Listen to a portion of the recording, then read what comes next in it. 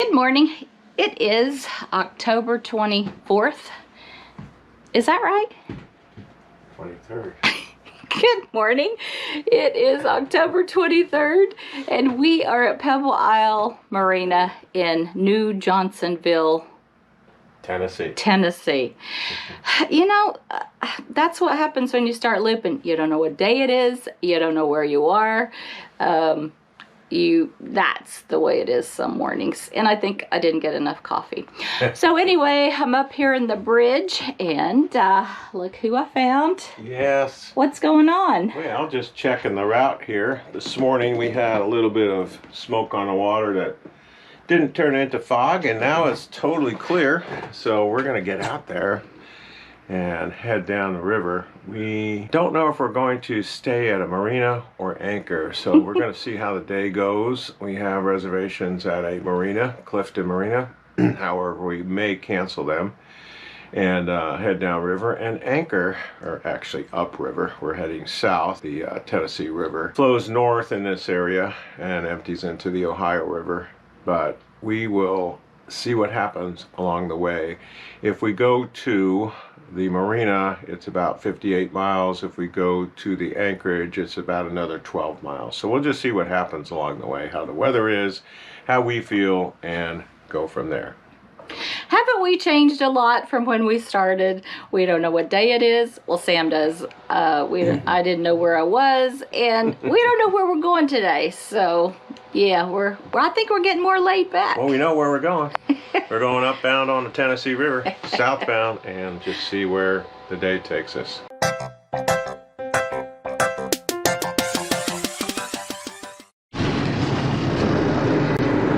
Nothing. All is good. We leaving between two boats parallel parked. Oh yeah, you got plenty of room back here. How deep is it, Sam? 4 feet? 2 under the props. I'd like more. Nice marina. They have a courtesy car, which really came in handy. We were able to go into Walmart and get some provisions, and we're ready for anything. I did some cooking yesterday in case we are anchoring. We will have something to have for dinner.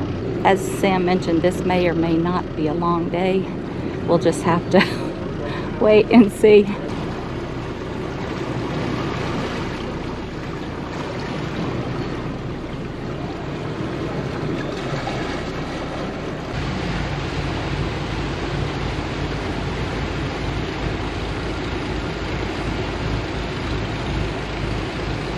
We're coming up on the new Johnsonville Railroad Bridge. I'm pretty sure we can fit under it. Yeah, we have to be sure. And so it's probably 28 feet. You can see the board over there at 10, 20. We estimate 28 feet.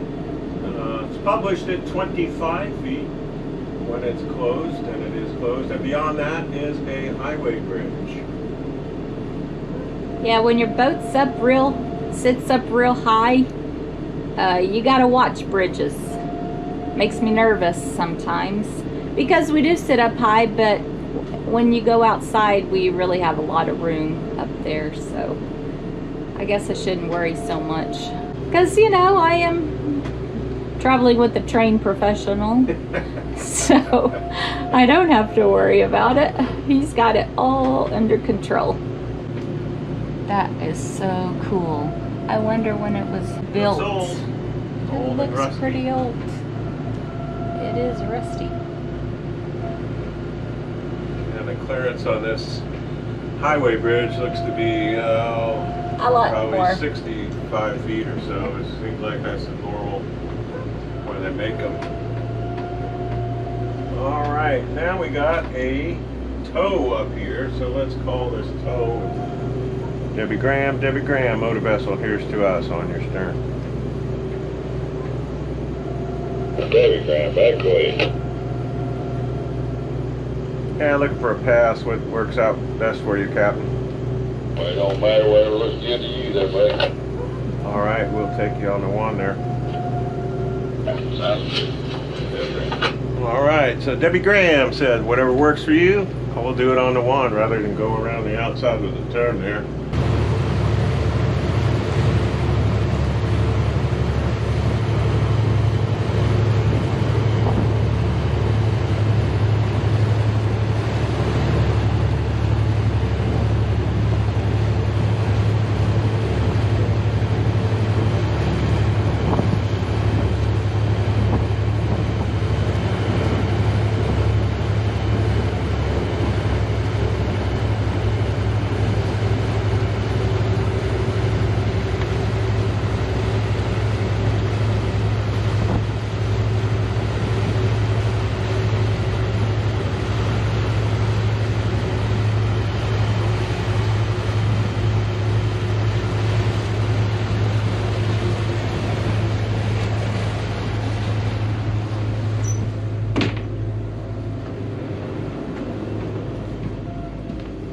What did he say? Yeah, he said, yeah, it kind of does bounce my boat around a little bit. And I said, okay, I'll kind of slow her down as you come up. Because, yeah, just as you come up on me here, slow it down a little bit. So, Okay. just trying to gauge about, you know, how much wake a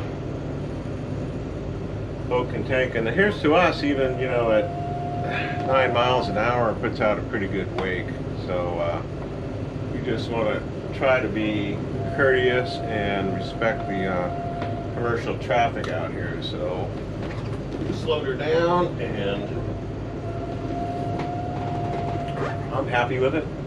He's happy with it. So we got a barge here that's making a turn to the starboard as the river winds around, and we also got a fisherman back here. So we're pretty much back at bare steerage for this river condition here, and staying out of the way of the fishermen and the barge.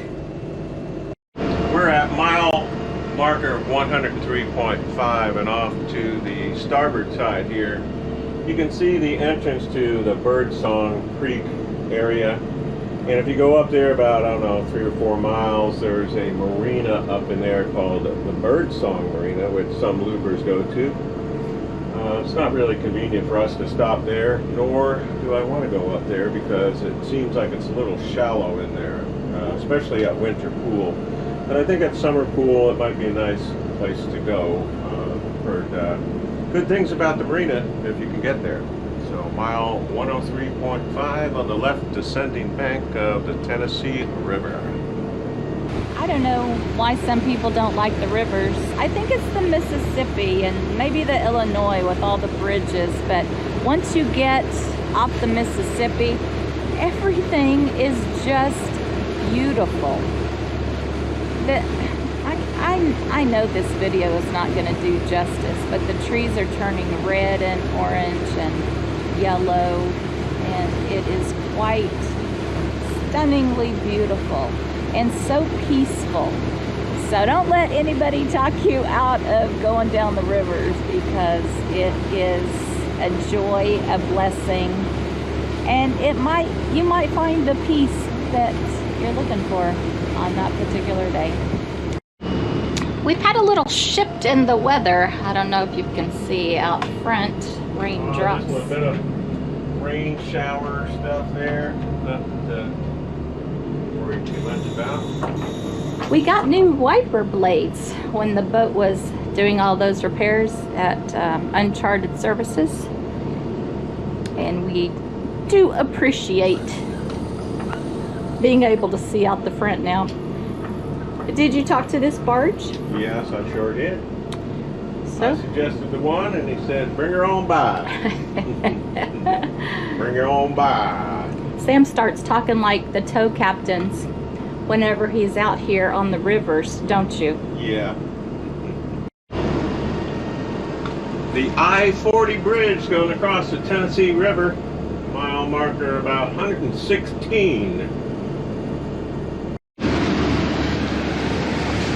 Got some barge action out here. He is pushing that over to the side, it looks like. And there's some barges against the bank, and then there's a barge in front of us, or a dredging operation. I can't really tell at this point. But a lot of activity, lots of things to see out here on the Tennessee River.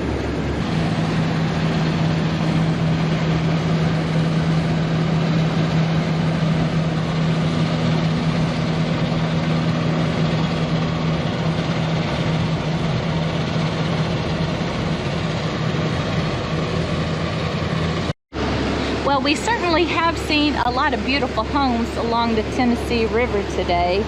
You know, I already told you the trees are changing, red, yellows, oranges, and it's just beautiful out here. But how great would it be to have a home right there on the side of the Tennessee River? Have a beautiful view all the time.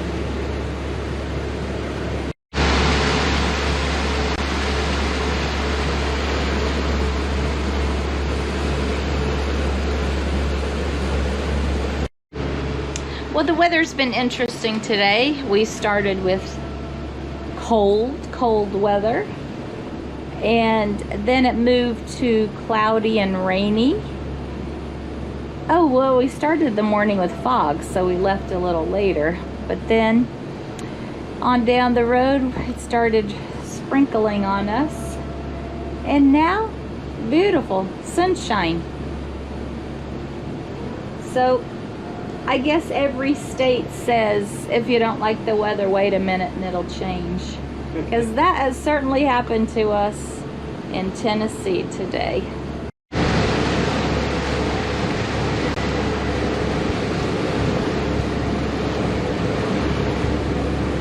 John Reed Golding, professional, here's to us. Yeah, John Golding. Yes, sir. Coming up on your stern. Will it 2 work out for you, or what do you want me to do? Hey, just whatever side you see enough room to come by on. I'll be getting closer to that buoy. You can come by on the 2 there. We'll stay kind of in the middle, whatever side you want. All right, we'll give you the 2. All right, so kind of it's turning around here, and so to go on the outside of the turn, obviously it takes a little bit more to pass them. So I suggested the 2 whistle, and he said okay. So we'll give him a 2 whistle here, 2 whistle pass. We're approaching mile 153 on the Tennessee River, still going upbound, and that is southbound. And a good anchorage over here. The main channel goes to the left here to our port, but there is a Beach Creek over here, which is a good anchorage, and you can kind of go in there. It is a weekend, so I would expect that there would be some traffic going through there, and it does look like there's out there, but there would be a good place to anchor. And we have made the decision now to keep on going because it's a beautiful day, and we're going to call the Clifton Marina and tell them we'll see them on the next loop. Right? Or you know, we were there the first loop, so it's not like I don't think we're missing anything, but we're going to go ahead and anchor up further on about mile 169, and that way it'll make a little bit of shorter day tomorrow. And also we have the Pickwick Lock to contend with tomorrow. Sam is looking for a spot to anchor here. Isn't this nice? I love it. There's a tiny little island in the middle. It's called Dickey's Towhead, I believe. So we're gonna go close to it, drop the anchor, and then come back, and you see how the current's just gonna take us back and hold us in place. So hope it goes all according to plan. What about you? Yeah, I think it will. Thanks for coming along on this trip from Pebble Isle Marina at mile marker 96.1 to our anchorage here at Swallow Bluff at mile marker 169 or so. A distance of about 63 miles today, and it took us 7.5 hours due to having to slow down for a lot of no-wake zones and docks and those types of things, and also passing tows, maneuvering around. But It was a great day on the Tennessee River. Thanks for joining us. See you next time on What Yacht To Do. This is one of the best parts about anchoring. Now, you know I haven't been a big fan of anchoring because I like marinas, all the stuff that's at marinas. When it's time to have air conditioning, I like air conditioning, but tonight we don't really need it. And just look at the sky. I've just been watching it change from blue and gold to some pinks, and you just really can't beat the view. We happen to be the only ones in this anchorage. There was a pontoon boat over there for a while, but a fire and rescue came and took them away. They were laughing and having a good time, so we didn't even know that they were in distress. But anyway, sunsets are incredible part of anchoring and something that you will have to do on the loop. Now, maybe not here in the Tennessee River, but there are some places you just have to anchor because there's not a marina around. So start practicing.